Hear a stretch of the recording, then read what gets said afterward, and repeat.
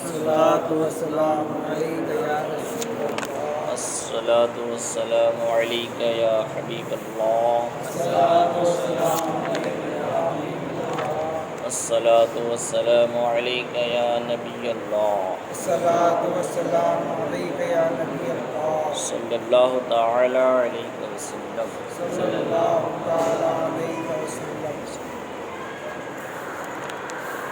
تحریک کا بیان کل مکمل ہو چکا تھا، جس میں 8 مسائل بیان ہوئے تھے، اور آج جو ہے بیان احیاء مواد کا بیان۔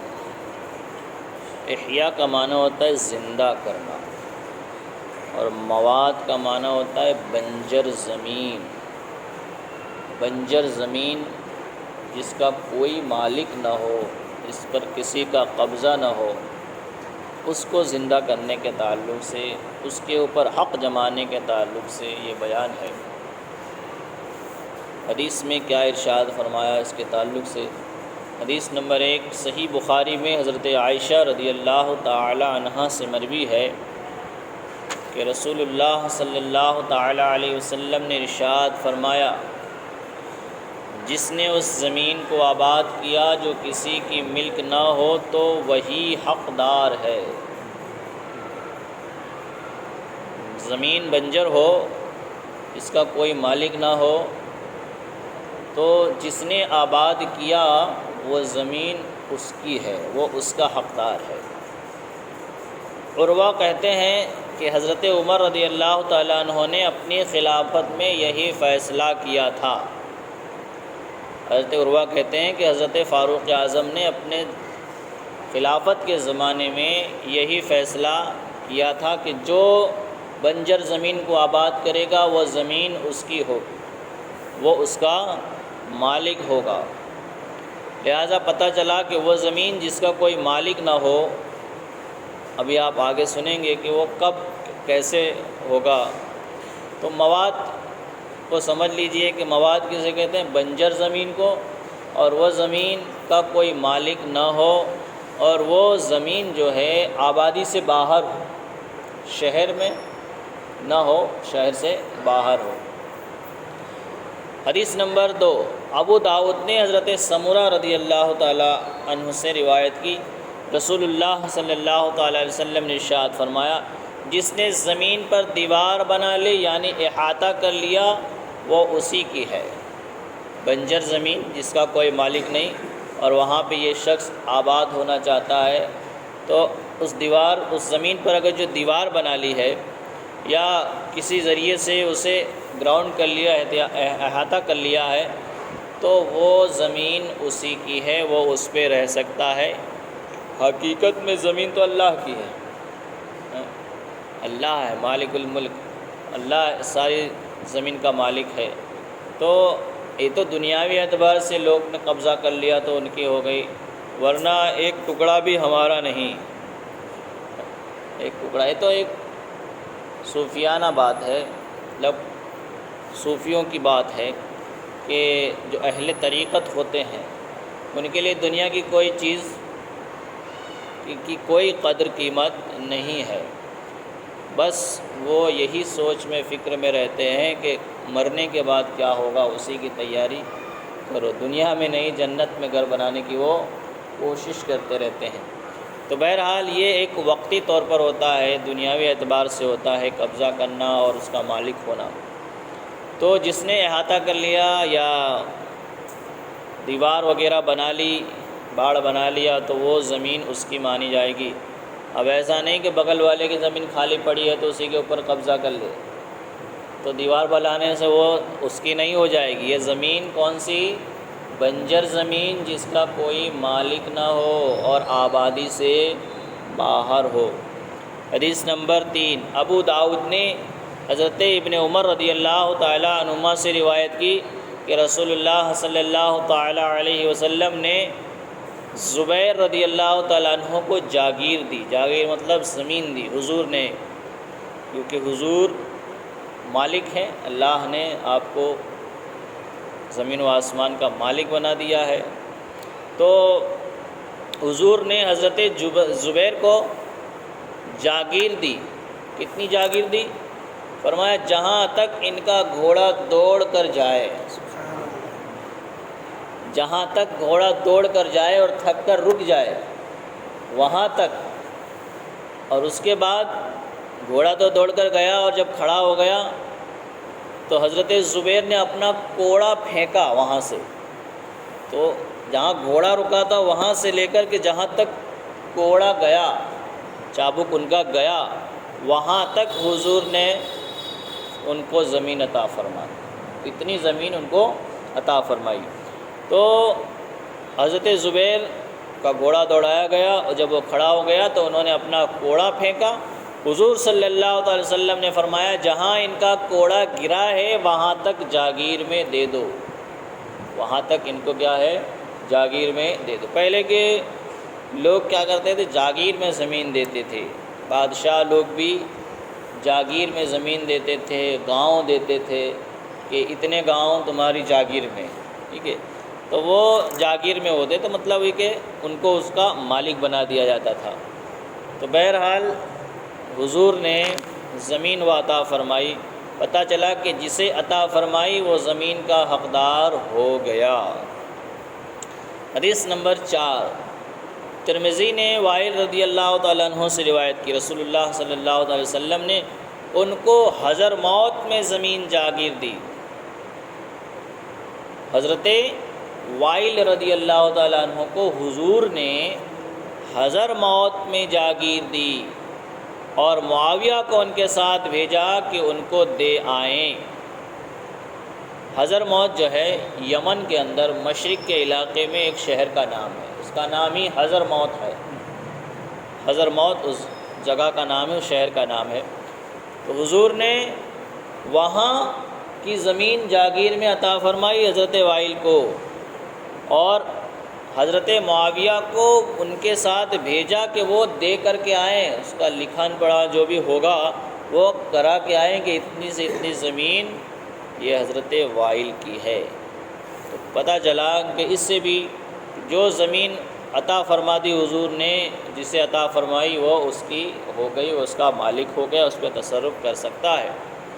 حدیث نمبر 5، امام شافعی رضی اللہ تعالیٰ عنہ نے حضرت طاؤس سے مرسلاً روایت کی ہے کہ رسول اللہ صلی اللہ علیہ وسلم نے ارشاد فرمایا جس نے مردہ زمین زندہ کی وہ اسی کے لیے ہے، من احیا ارضاً فہی لہ، جس نے کسی زمین کو آباد کیا، زندہ کیا، تو وہ زمین اس کی ہے۔ جو ایک زمین کے ٹکڑے کو آباد کرے، حضور فرماتے ہیں وہ زمین اس کی ہے، وہ زمین اس کی ہے، وہ اس کا مالک ہو گیا ہے۔ جس کی زمین ہو جاتی ہے وہ اس کا مالک ہو جاتا ہے۔ تو جس نے دلوں کی زمین کو آباد کیا، ہمارے دلوں کی زمین کو جس نے آباد کیا، جس نے ہمارے دلوں میں عشق مصطفیٰ ڈال دیا، تو یہ دل بھی ان کا ہو گیا، وہ اس دل کے کیا ہو گئے، مالک ہو گئے۔ اسی لیے حضور مفتی اعظم فرماتے ہیں یہ دل، یہ جگر، یہ آنکھیں، یہ سر ہے، جہاں چاہو رکھو قدم غوث اعظم، کہ یہ سب کچھ کیا ہے، تمہارا ہے، آپ اس کے مالک ہیں، کہ آپ نے اسے زندہ کیا ہے۔ زمین جس نے زندہ کیا، زمین کو جس نے آباد کیا، وہ زمین اس کی ہو جائے، اور دل جس نے زندہ کر دیا، دل میں جس نے عشق مصطفیٰ ڈال دیا، وہ دل اس کا ہو جاتا ہے۔ اس لیے انہی کے قصیدے پڑھا کرتے ہیں۔ حدیث نمبر 6، تو جس نے 5ویں حدیث میں جس نے مردہ زمین کو زندہ کی وہ اسی کے لیے ہے، اور پرانی زمین یعنی جس کا کوئی مالک نہ ہو، اللہ و رسول عز و جل کی ہے۔ جس زمین کا کوئی مالک نہیں وہ اللہ و رسول کی ہے، پھر میری جانب سے تمہارے لیے، حضور فرماتے ہیں پھر وہ زمین میری جانب سے تمہارے لیے ہے، جسے میں دے دوں وہ اس کے لیے ہو جائے گی۔ حدیث نمبر 6، ابو داؤد نے حضرت اسمر بن مزرس رضی اللہ تعالیٰ عنہ سے روایت کی، کہتے ہیں میں نے نبی کریم صلی اللہ علیہ وسلم کی خدمت میں حاضر ہو کر بیعت کی، حضور سے بیعت کی، ہاتھ پہ ہاتھ رکھ کر کے میں نے ساری باتوں کا اقرار کیا۔ پھر حضور صلی اللہ علیہ وسلم نے ارشاد فرمایا جو شخص اس چیز کی طرف سبقت کرے جس کی طرف کسی مسلم نے سبقت نہیں کی تو وہ اسی کی ہے۔ زمین کے بارے میں بتا رہے ہیں کہ جس جانب کسی نے سبقت نہیں کی کسی نے اس کے اوپر دھیان نہیں دیا اور وہ خالی ہے اور اس پر کسی مسلم نے کیا کیا، سبقت کیا، اس کو آباد کیا، تو وہ اسی کی ہے، جس نے آباد کیا اسی کی۔ تو اتنا سننے کے بعد کہتے ہیں روایت کرنے والے کہتے ہیں اس کو سن کر لوگ دوڑے، اپنے زمین کی طرف دوڑے۔ حضور نے فرما دیا کہ جس نے آباد کیا وہ اس کی ہے، تو لوگ اس لیے دوڑے تاکہ خط کھینچ کر نشان بنا لے، لائن دوڑ کے نشان بنا لے کہ یہ ہمارا علاقہ، یہ ہمارا حصہ، اتنے کو ہم نے آباد کیا تو ہم اس کے مالک، اتنے کو تم نے آباد کیا تو تم اس کے مالک، تاکہ آپس میں ایک دوسرے کا جھگڑا نہ رہے۔ تو صحابہ اس حکم کو سن کر کے دوڑے تاکہ خط کھینچ کر کے اپنے حق میں کر لیں۔ تو ان ساری چیزوں سے پتہ چلا کہ زمین اللہ و رسول کی ہے حقیقت میں، اور وقتی طور پر لوگ اس کے مالک ہوتے ہیں۔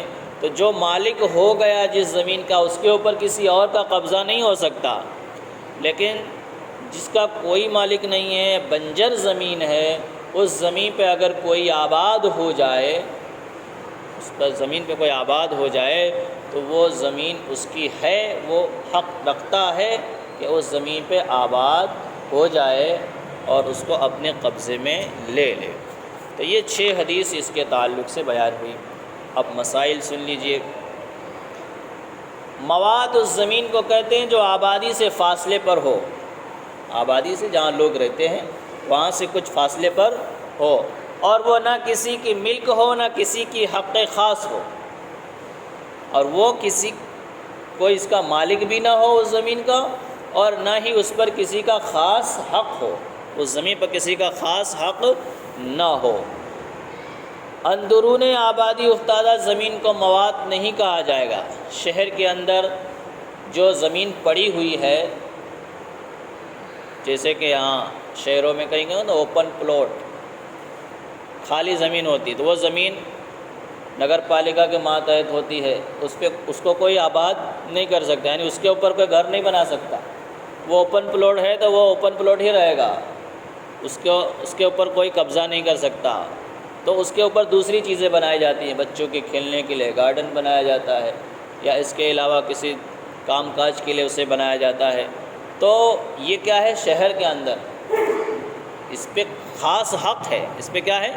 خاص حق ہے، اس پہ کوئی قبضہ نہیں کر سکتا۔ شہر کے باہر ہو اور اس پر کسی کا خاص حق نہ ہو، بنجر زمین ہو، اس پہ اگر کوئی رہنا چاہتا ہے، ٹھہرنا چاہتا ہے تو ٹھہر سکتا ہے۔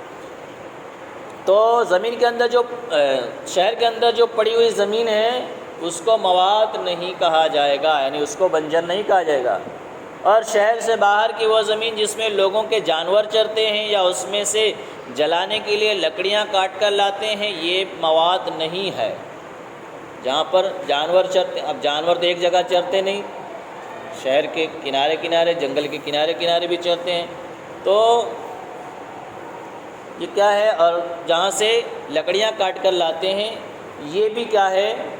مواد نہیں ہے، مواد نہیں ہے، کیونکہ وہ ایک خاص حق رکھتے ہیں۔ وہ کیا ہے؟ جانوروں کے چرنے کی جگہ ہے اور لوگوں کے لکڑیاں کاٹ کر لانے کی جگہ ہے۔ تو اب اگر کوئی اس پہ قبضہ کر لے گا، اس زمین پہ قبضہ کر لے گا، تو دوسرے لوگ اس میں مدبھیڑ ہوں گے اور وہ کہیں گے کہ تم نے قبضہ کر لیا، ہمارے جانور کہاں چریں گے؟ تو جو چراہ گاہ ہے اور لوگوں کے مال سامان لانے کی جگہ ہے، لکڑیاں کاٹ کے لانے کی جگہ ہے، تو اسے مواد نہیں کہا جائے گا۔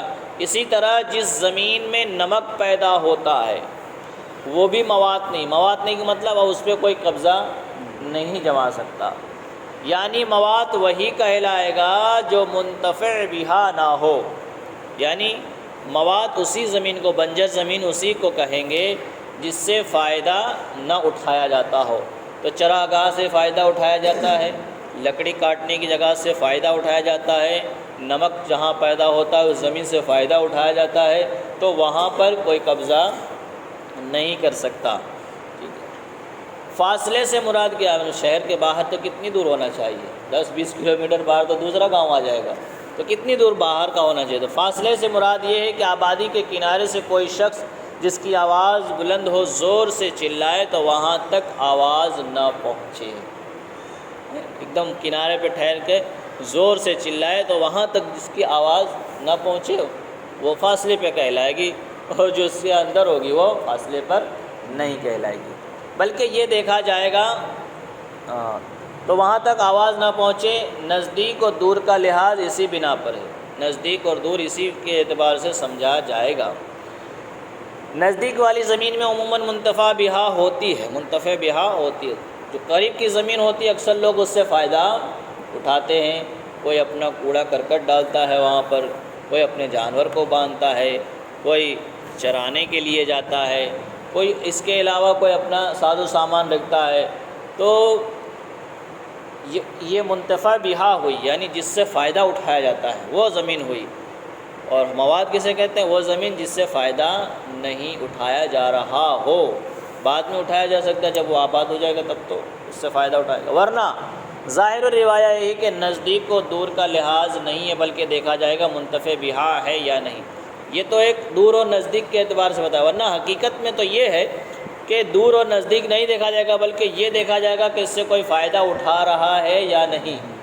بھلے وہ شہر سے 5 کلومیٹر دور ہے، لیکن دیکھا جائے گا کہ یہاں پہ لوگ کھیل کود تو نہیں کرتے، یہاں پہ لوگ کوئی پروگرام تو نہیں رکھتے، ایسا بھی ہوتا ہے۔ تو بس یہ دیکھا جائے گا کہ منتفع بہا نہیں ہے، یعنی لوگ اس کو کام کاج میں نہیں لاتے، تو وہ مواد کہلائے گی، اور اگر کام کاج میں لاتے ہوں تو وہ مواد نہیں کہلائے گی۔ مسئلہ نمبر 1، ایسی زمین جس کا ذکر کیا گیا اگر کسی نے امام کی اجازت حاصل کر کے اسے آباد کیا تو یہ شخص اس کا مالک ہو گیا، دوسرا شخص نہیں لے سکتا۔ امام یعنی جو بادشاہ ہو، امام کون ہوتا تھا؟ پہلے امیر المومنین ہوتے تھے، خلیفہ ہوتے تھے، بادشاہ ہوتے تھے، تو ان کی اجازت سے اگر کسی نے کسی زمین کو اپنے قبضے میں کر لیا، مالک ہو گیا، تو کہتے ہیں وہ اس کا مالک ہو گیا، اب دوسرا اس پہ قبضہ نہیں کر سکتا۔ ایک آدمی نے جب اس پہ قبضہ کر لیا تو دوسرا اس پہ قبضہ نہیں کر سکتا۔ مسئلہ نمبر 2، ایک شخص نے دوسرے کو احیاء مواد کے لیے وکیل کیا۔ اگر موکل نے بادشاہ اسلام سے اجازت حاصل کر لی ہے تو توکیل صحیح ہے اور زمین موکل کی ہوگی، ورنہ نہیں۔ ایک شخص ایسا ہے جس نے کسی کو وکیل بنایا کہ جاؤ فلاں زمین کو قبضے میں لے لو، اور اس زمین کو جس نے وکیل بنایا ہے، موکل نے، اس نے کیا کیا؟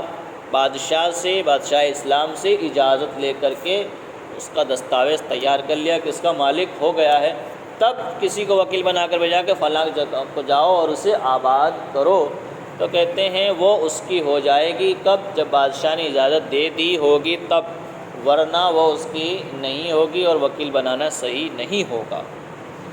مسئلہ نمبر 3، امام نے ایسی زمین کسی کو جاگیر دے دی اور جاگیردار نے اس زمین کو ویسے ہی چھوڑ رکھا، تو 3 سال تک کچھ تعرض نہیں کیا جائے گا۔ 3 سال کے بعد وہ جاگیر دوسرے کو جاگیر دی جا سکتی ہے۔ بادشاہ اسلام نے ایسی زمین کسی کو جاگیر میں دے دی، کوئی زمین جاگیر میں دے دی، کیسی بنجر زمین جاگیر میں دے دی، اور جاگیردار نے اس زمین کو ویسے ہی چھوڑے رکھا، قبضہ نہیں کیا، چھوڑے رکھا، تو کہتے ہیں 3 سال تک کچھ تعرض نہیں کیا جائے گا۔ 3 سال تک اس کے اوپر مطلب کچھ اعتراض نہیں کیا جائے گا۔ اگر 3 سال کے اندر وہ اسے آباد کر لیتا ہے تو اسی کی ہوگی جسے دے دیا تھا، اور اگر 3 سال کے بعد بھی اس پہ کوئی دھیان نہیں دیتا تو بادشاہ اب وہی زمین کسی اور کو دے سکتا ہے، وہی زمین کسی اور کو دے سکتا ہے۔ ہوتا ہے نا کہ جو زمین دبان میں ہوتی ہے، دبان میں جو زمین ہوتی ہے اس کے آپ نے اپلیکیشن نہیں دیا، اس پہ قبضہ نہیں کیا، تو پھر وہ زمین نگر پالیکا کی خالصہ بھی ہو جاتی ہے، آپ کی جو آپ کی زمین ہے آپ نے اس پہ قبضہ نہیں کیا یا نام پہ نہیں کرایا تو وہ زمین آپ کی خالصہ ہو جاتی ہے، یعنی اب آپ اس کے مالک نہیں رہیں گے۔ اس طریقے سے ہوتا ہے کہ آپ نے اس پہ قبضہ نہیں کیا تو پھر وہ کسی اور کو بھی دے سکتے ہیں۔ مسئلہ نمبر 4، ابھی یہ لگا آپ نے کوئی ابھی تو کمپنی والے کر دے گا سم کارڈ آپ نے 3 مہینے تک استعمال نہیں کیا، بھلے ہی آپ کے نام کا تھا کسی اور کو دے دیں گے بند کر کے، وہ آپ کا نمبر کسی اور کو دے دیں گے، پھر آپ فون لگائیں گے فلاں بول دے گا، نہیں فلاں نہیں ہے تو فلاں بولتے دوسرے بولتے، یہ تو ہمارا نمبر تھا، تمہارا تھا اب نہیں ہے، کہ وہ وقت کیا ہو گیا، پورا ہو گیا ہے۔ تو بہرحال یہ وقت جب پورا ہو جاتا ہے تو پھر اس کا حکم بھی بدل جاتا ہے۔ مسئلہ نمبر 4، ایک شخص نے زمین کو احیا کیا، احیا کا مطلب زندہ کیا، پھر چھوڑ کر دوسرے نے اس میں کاشت کر لی تو پہلا ہی شخص اس کا حقدار ہے کیونکہ وہ مالک ہو چکا ہے، دوسرے کو اس میں تصرف کی اجازت نہیں ہے۔ ایک شخص نے زمین کو آباد کر لیا اور پھر اس نے کچھ دنوں کے لیے چھوڑ دیا تو دوسرے آدمی نے اس میں کھیتی کر لی، اس زمین میں کیا کر لی، کھیتی کر لی، تو کھیتی تو کر لی لیکن مالک تو وہی شخص ہے، پہلا ہی شخص اس کا حقدار ہے کیونکہ وہ مالک ہے اور وہ پہلے ہی مالک ہو چکا ہے، تو جب ایک مالک ہو چکا تو دوسرا اس میں رد و بدل نہیں کر سکتا، اس میں تصرف نہیں کر سکتا ہے۔ مسئلہ نمبر 5، ایک شخص نے زمین کو آباد کیا اور اس کے بعد 4 شخصوں نے آگے پیچھے چاروں جانب زمین آباد کر لی، تو پہلے شخص کا راستہ پچھلے شخص کی زمین میں رہے گا۔ ابھی ہوتا ہے کہ ایک آدمی نے پلاٹ خریدا، اب آجو باجو سے دوسروں نے خرید لیا، اب وہ جائے کہاں سے، اس کا راستہ تو دو، وہی کہ ایک آدمی نے جب خرید لیا ایک زمین کو، مطلب اس نے آباد کر لیا اور دوسرے 4 لوگ آئے، انہوں نے چاروں طرف سے اسے گھیر لیا، یعنی چاروں طرف کی زمین کو انہوں نے آباد کر لیا۔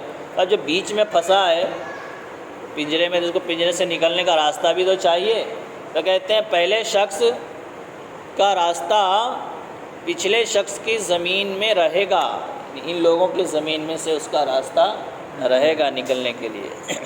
مسئلہ نمبر 6، زمین مواد میں کسی نے چاروں طرف پتھر رکھ دیے، جو بنجر زمین تھی جس کو آباد کیا جا سکتا ہے، تو اس زمین میں کسی نے چاروں طرف پتھر رکھ دیے، یا شاخیں گاڑ دی، ٹہنیاں گاڑ دیں، یا زمین میں گھاس کوڑا صاف کیا، یا اس میں کانٹے تھے اس نے جلا دیے، یا کنواں بنانے کے خیال سے 2-1 ہاتھ زمین کو کھودی، اور یہ سب کام اس مقصد سے کیے کہ دوسرا اس کو آباد نہ کرے۔ یہ سارے کام اس نے کیوں کیے؟ تاکہ میرا قبضہ رہے اور دوسرا اس پہ قبضہ نہ کر پائے۔ تو کہتے 3 سال تک امام اس کا انتظار کرے گا، یعنی جو بادشاہ ہے اس کا انتظار کرے گا کہ 3 سال تک انتظار کیا جائے گا، اور اس نے آباد کر ہی لیا، جتنا بھی اس نے گراؤنڈ کیا ہے اتنے کو آباد کر ہی لیا، فبیہا، تو پھر وہ اسی کا ہو جائے گا، ورنہ کسی دوسرے کو دے دے گا جو آباد کرے۔ اگر 3 سال کے اندر بھی وہ قبضہ نہ کرے، بس اس نے تو گراؤنڈ کر کے رکھ دیا، پتھر رکھ دیے چاروں طرف سے یا درخت لگا دیے، تو وہ اس کی تو ہو گئی، لیکن اب اس کے بعد اگر وہ آباد نہیں کرے گا، اس کو آباد نہیں کرے گا، ایسے ہی چھوڑے رکھے گا، تو 3 سال کے بعد پھر بادشاہ کسی اور کو دے سکتا ہے۔ مسئلہ نمبر 7، یہ آخری مسئلہ ہے اس میں، زمین مواد میں کسی نے کنواں کھودا، 1 ہاتھ پانی نکلنے کو باقی تھا کہ دوسرے نے اسے کھودا، تو پہلا شخص حقدار ہے۔ ہاں اگر معلوم ہو کہ پہلے نے اسے چھوڑ دیا ہے، یعنی 1 ماہ کا زمانہ گزر گیا اور باقی کو نہیں کھودا، تو اس صورت میں کنواں دوسرے شخص کا ہوگا۔ جو زمین بنجر تھی اس زمین میں کنواں کھودا گیا، ایک شخص نے کنواں کھودا، ابھی تھوڑا ہی کھودا تھا کہ اس نے چھوڑ دیا، اس کنویں کو چھوڑ دیا، اب دوسرے نے کھودا، اب جو بچا تھا اس کو دوسرے آدمی نے کھودا، لیکن پہلا شخص اس کا حقدار، اس کنویں کا حقدار کون ہے؟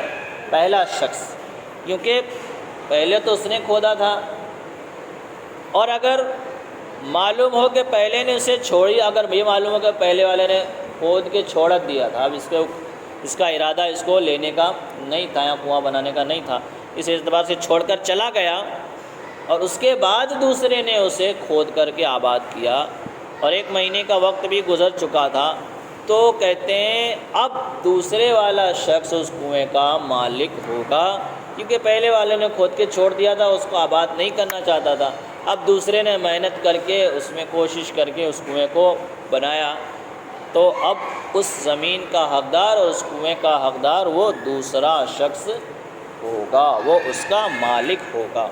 تو یہ ہوا احیاء مواد کا بیان، کہ زمین کو آباد کرنے کا بیان۔ تو جو زمین کو آباد کرے گا وہی اس کا حقدار ہوگا، یہ حدیث پاک کی روشنی میں ثابت ہے۔ اب انشاءاللہ دوسرا بیان کل سے شروع ہوگا۔ اللہ تبارک و تعالیٰ کی بارگاہ میں دعا ہے کہ مولا جو کچھ بھی بیان ہوا اسے ہمیں سمجھنے کی، عمل کرنے کی توفیق